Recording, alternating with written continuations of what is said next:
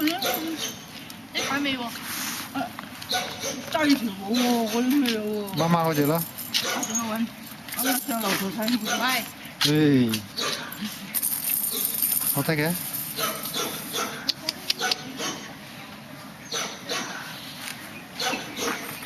肥妹？嚇？呢隻肥妹？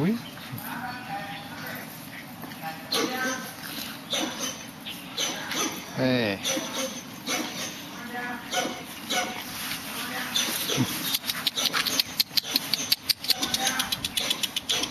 Kau ya? Kau lihat Pimoy? Kau lihat Pimoy?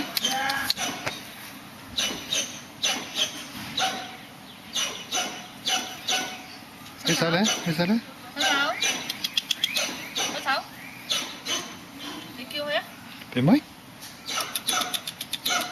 Cái sao lên đó? Cái sao? Cái đó.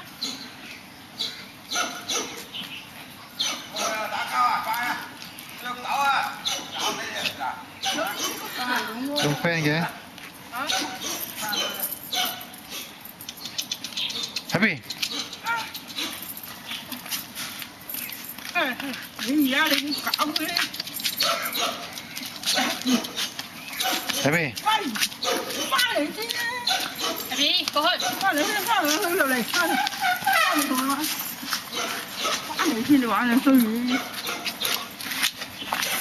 Đâu có được không?